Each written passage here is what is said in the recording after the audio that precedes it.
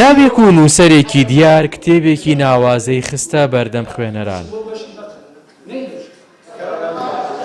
ئەیوب کوێخا ڕۆستەم، ئەو نووسەرەی کە زۆر لە خەمی ئەدەب و کللتوری کوردیدایە.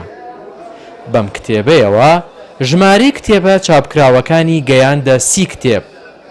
ئەو لە 9 ساڵیەوە عاشقی نووسین و ئەدەب و شانۆ بووە، بۆیە دەیەوێت بە نووسینەوەی یادەوەریەکانی باز لەو ڕووداوانە بکات کە خۆی لە نێویاندا ژیاوە.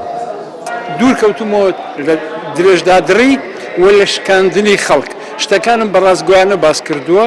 بەس بۆ نمونە خەڵکێکەیە لەوانەیە عەزیەتی شەخسی خۆمی دابێ بەڵام مردووە ناوم نەهێناوە، باسی هەڵوێستەکەیم کردووە ناشیرین بووە، بەڵام کورد دەڵێ دوای مردن ڕەحمەت، دوای مردن ڕەحمەت. من بۆ ئەو کارم کردووە، شتەکانم بۆ شکاندن نییە، بۆ دەرخستنی ڕاستیە.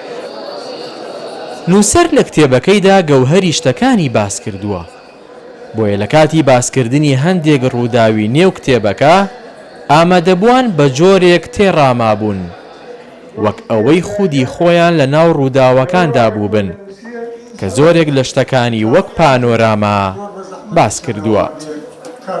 یادەوەری بەتایبەت دەگەر کەسێک خۆی توانای نووسین و لایەنی زمانی لەبار بێ و تەمەنێکی بەسەر بردبێ، ئەتوانێت زۆر شت هەیە کە ئەمانە لە یادگەی ئەوە ما بێتەوە، ئەمانە بە شێوەیەک لە شێوەکان نەمر بکە، بەچی ئەویش بۆی کە ئەکەوێتە سەر لاپەڕەی کتێب.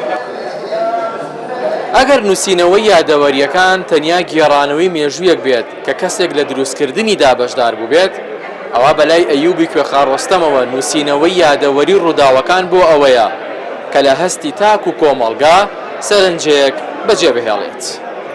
هاوژین جەمال، کوردستان 24، سلێمانی.